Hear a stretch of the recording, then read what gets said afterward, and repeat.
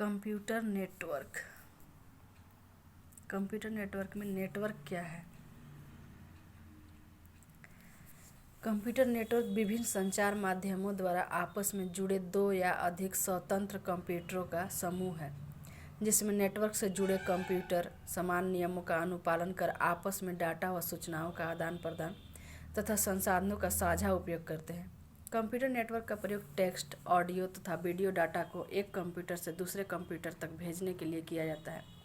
इसमें किसी एक कंप्यूटर का नेटवर्क पर नियंत्रण नहीं होता है। किसी नेटवर्क में संचार को स्थापित करने के लिए 4 चीज़ों की आवश्यकता पड़ती है: प्रेषक यानी कि सेंडर, दूसरा मीडियम यानी कि माध्यम, तीसरा रिसीवर यानी कि प्राप्तकर्ता, चौथा भेजने और प्राप्त करने की कार्यविधि यानी कि प्रोटोकॉल। प्रेषक किधर से भेजेगा? माध्यम के थ्रू प्राप्तकर्ता तक पहुंचेगा। नेटवर्क के लाभ क्या हैं? बेनिफिट्स ऑफ नेटवर्क: विभिन्न कंप्यूटर द्वारा आपस में सूचनाओं का आदान प्रदान, डाटा, सूचना और महंगे उपकरणों का साझा उपयोग, सूचना का तेज गति और शुद्धता यानी कि स्पीड एंड एक्यूरेसी के साथ आदान प्रदान, कम खर्च में डाटा का आदान प्रदान। प्रोटोकॉल क्या है? तो नेटवर्क पर विभिन्न कंप्यूटरों द्वारा संचार स्थापित करने तथा डाटा स्थानांतरण को सुविधाजनक करने के लिए बनाए गए नियमों और प्रक्रियाओं यानी कि रूल्स एंड प्रोसीड्यूर्स का समूह प्रोटोकॉल कहलाता है। नेटवर्क पर प्रयुक्त कुछ मुख्य प्रोटोकॉल हैं: TCP/IP।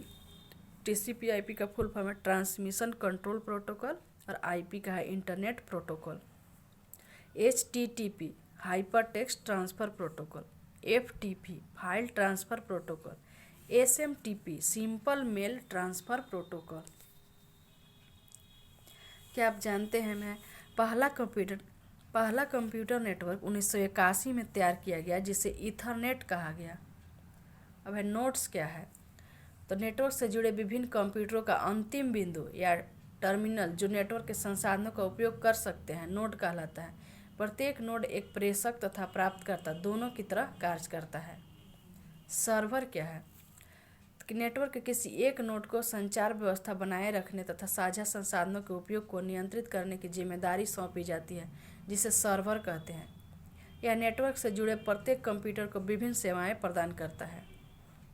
संचार की विधियां यानी कि मेथड्स ऑफ कम्युनिकेशन: फर्स्ट है सिंप्लेक्स मेथड, सेकेंड अर्ध डुप्लेक्स मेथड, थर्ड है पूर्ण डुप्लेक्स मेथड। तो संचार की विधियां में फर्स्ट जो है सिंप्लेक्स मेथड, इसमें क्या होता है कि डाटा व सूचनाओं का एक ही दिशा में संचारण होता है। इसमें सूचना प्राप्त होना सुनिश्चित नहीं होता है, जैसे रेडियो का प्रसारण, कंप्यूटर और कीबोर्ड के बीच का संचार आदि। प्रेषक इधर से भेज देगा सिंप्लेक्स मेथड के थ्रू, प्राप्तकर्ता तक पहुँचे या न पहुँचे इसका कोई गारंटी नहीं है सिंप्लेक्स मेथड में। अर्ध डुप्लेक्स मेथड यानी कि हाफ डुप्लेक्स मेथड, इसमें सूचनाओं का संचारण दोनों दिशाओं में किया जा सकता है, पर एक बार में एक ही दिशा में सूचनाएं जा सकती हैं, जैसे टेलीफोन पर आवाज़ का आदान प्रदान। इसके लिए 2 तार की आवश्यकता पड़ती है, प्रेषक या प्राप्तकर्ता। जिससे भेजेगा उधर से प्राप्तकर्ता या प्रेषक भेजेगा तो अर्ध डुप्लेक्स के थ्रू दोनों तक पहुंच जाएगा, 2 तार की आवश्यकता पड़ेगी। पूर्ण डुप्लेक्स मेथड यानी कि फुल डुप्लेक्स मेथड, सूचना तथा डाटा को दोनों दिशाओं में एक साथ प्रेषित किया जा सकता है। इसमें 4 तार की जरूरत पड़ती है, प्रेषक के लिए 2 तार और प्राप्तकर्ता के लिए भी 2 तार। प्रेषक इधर से भेजेगा पूर्ण डुप्लेक्स के थ्रू, प्राप्तकर्ता तक पहुंचेगा, उधर प्राप्तकर्ता फिर प्रेषक बन के भेजेगा तो इधर प्रेषक के पास प्राप्तकर्ता के थ्रू प्राप्तकर्ता के रूप में पहुंच जाएगा। यह पूर्ण डुप्लेक्स मेथड। बैंडविड्थ क्या है? तो डाटा के संचारण के समय माध्यम में उपलब्ध उच्चतम और निम्नतम आवृत्ति यानी कि हायर एंड लोअर फ्रिक्वेंसी की सीमा बैंडविड्थ कहलाती है। बैंडविड्थ जितना अधिक होगा डाटा का संचारण उतना ही तीव्र होगा। इस प्रकार बैंडविड्थ का आशय संचार माध्यम की सूचना वहन करने की क्षमता से होता है। एनालॉग सिग्नल के लिए बैंडविड्थ को हर्ट्ज में मापा जाता है। कंप्यूटर नेटवर्क के लिए बैंडविड्थ का तात्पर्य संचार माध्यम पर डाटा स्थानांतरण की गति यानी कि डाटा ट्रांसफ़र रेट से होता है। इसे बीट प्रति सेकेंड BPS में मापा जाता है, जिसे बॉड भी कहते हैं। आजकल बैंडविड्थ MBPS मेगाबिट्स पर सेकेंड या GBPS गीगाबिट्स पर सेकेंड में मापते हैं।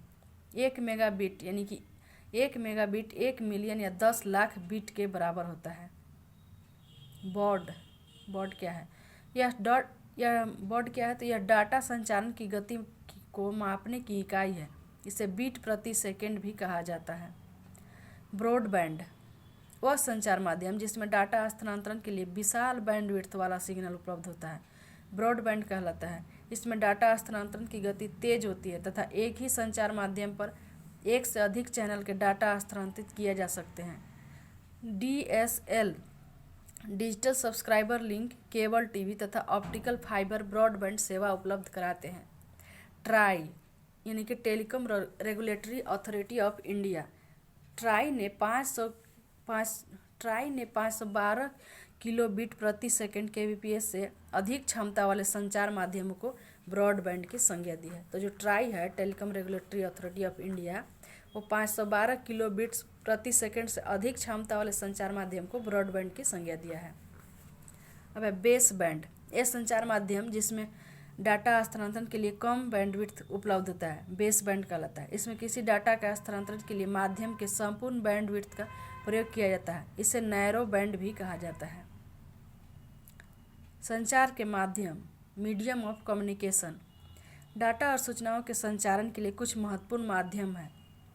युग्म तार, twisted pair cable, coaxial cable, optical fibre cable यानी कि प्रकाशीय तंतु, माइक्रोवेव, संचार उपग्रह, कम्युनिकेशन सैटेलाइट, ईथरनेट केबल।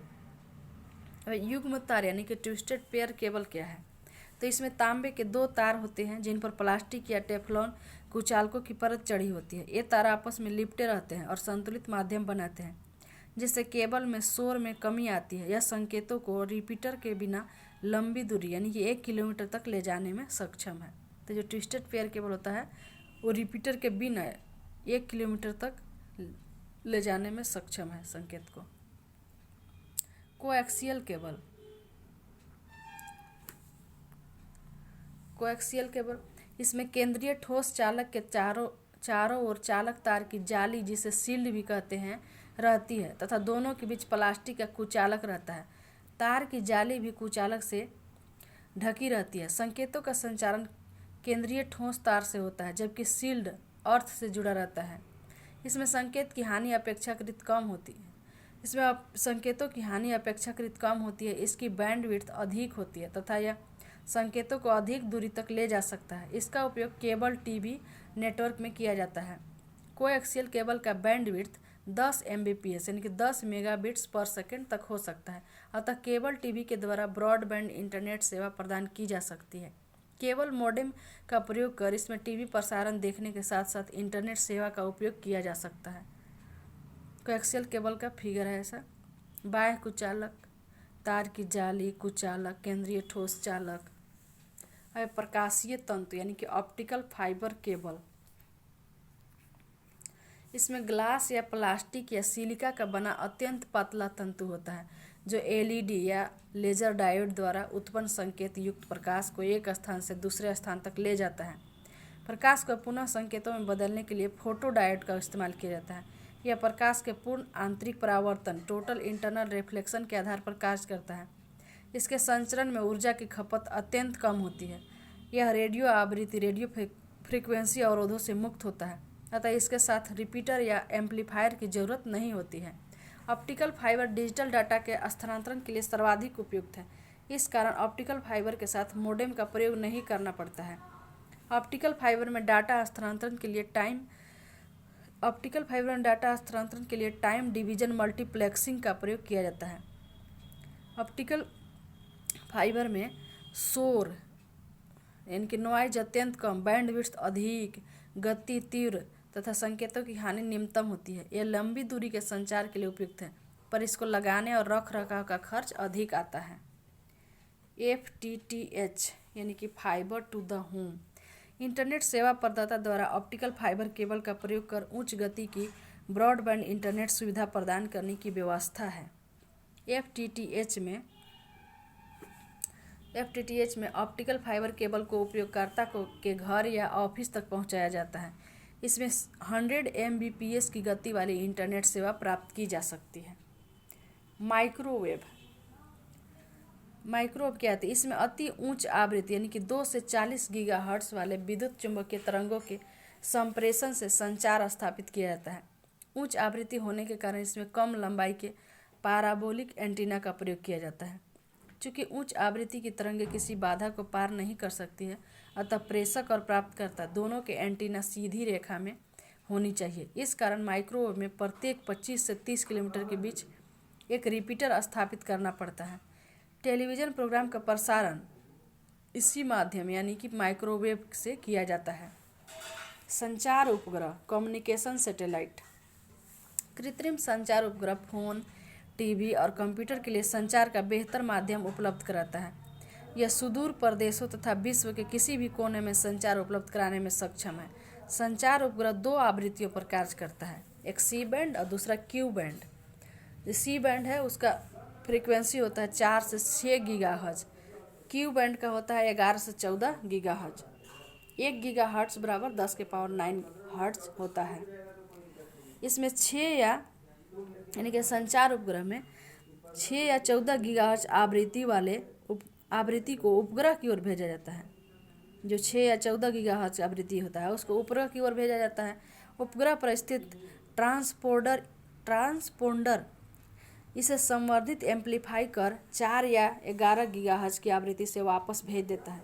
आवृत्तियों में यह अंतर संकेतों को आपस में मिलने यानी कि इंटरफ्रेंस से रोकने के लिए होता है। संचार व्यवस्था के लिए भूस्थैतिक उपग्रह जियोसिंक्रोनस सैटेलाइट का उपयोग किया जाता है। भूस्थैतिक उपग्रह भूमध्य रेखा पर पृथ्वी की सतह से 36,000 किलोमीटर दूर स्थापित किया जाता है। कक्षा में उपग्रह की गति पृथ्वी के घूर्णन गति के अनुपात में होती है, जिससे उपग्रह पृथ्वी पर स्थित किसी बिंदु के सापेक्ष सदा एक ही स्थान पर मालूम पड़ता है। उपग्रह के संचार को आसान बनाने के लिए एंटीना का आकार छोटा यानी कि 1 से 2 मीटर व्यास का किया गया होता है, जिसे VSAT यानी कि वेरी स्मॉल अपर्चर टर्मिनल कहा गया है। क्या आप जानते हैं माइक्रोवेव, सैटेलाइट या अन्य बेतार तकनीक वायरलेस टेक्नोलॉजी द्वारा डाटा हस्तांतरण को रेडियो ट्रांसमिशन कहा जाता है। इसमें प्रेषक तथा प्राप्तकर्ता का तार द्वारा आपस में जुड़ा होना आवश्यक नहीं है, अतः बेतार तकनीक का प्रयोग कर दूर दराज और दुर्गम क्षेत्रों तक आसानी से डाटा हस्तांतरण किया जा सकता है। ईथरनेट केबल क्या है? कंप्यूटर व नेटवर्क डिवाइस जैसे modem, telephone, router. Ethernet cable क्या है? तो कंप्यूटर व नेटवर्क डिवाइस जैसे मोडेम, टेलीफोन, राउटर आदि को आपस में ईथरनेट केबल से जोड़ा जाता है। यह ईथरनेट प्रोटोकॉल का प्रयोग करता है। इसकी सहायता से स्थानीय नेटवर्क यानी कि लैन लोकल एरिया नेटवर्क भी बनाया जा सकता है। एक ईथरनेट केबल 100 मीटर तक कार्य करता है, पर इसे नेटवर्क ब्रिज की सहायता से बढ़ाया भी जा सकता है। रोचक तथ्य: उपग्रह के जरिए संचार स्थापित करने पर एक व्यक्ति की आवाज़ दूरस्थ व्यक्ति को 270 मिलीसेकंड बाद सुनाई देती है। इस कारण उपग्रह द्वारा संचार स्थापित करने में कुल 540 मिलीसेकंड से अधिक की देरी हो सकती है। पूरी दुनिया को संचार प्रदान करने के लिए कम से कम 3 भूस्थैतिक उपग्रह की जरूरत पड़ती है। जियो सिंक्रोनस सैटेलाइट की कम से कम 3 सैटेलाइट रहेगा तो पूरी दुनिया को संचार प्रदान कर देगा।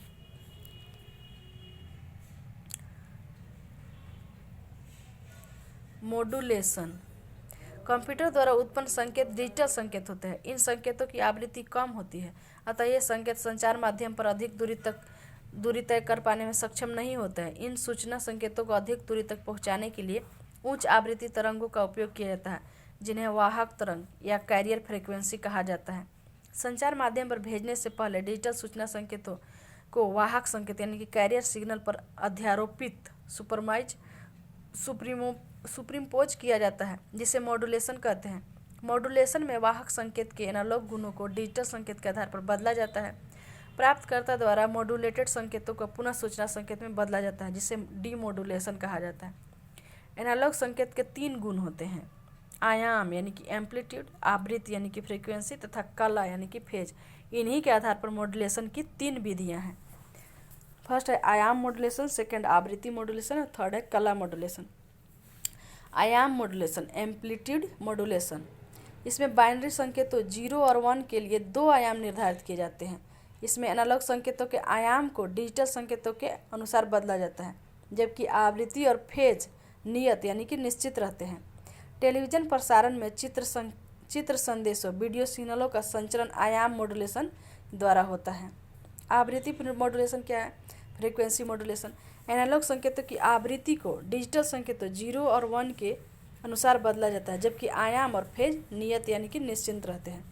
रेडियो तथा टेलीविजन में ध्वनि संकेतों ऑडियो सिग्नल के प्रसारण में आवृत्ति मॉड्यूलेशन का प्रयोग होता है।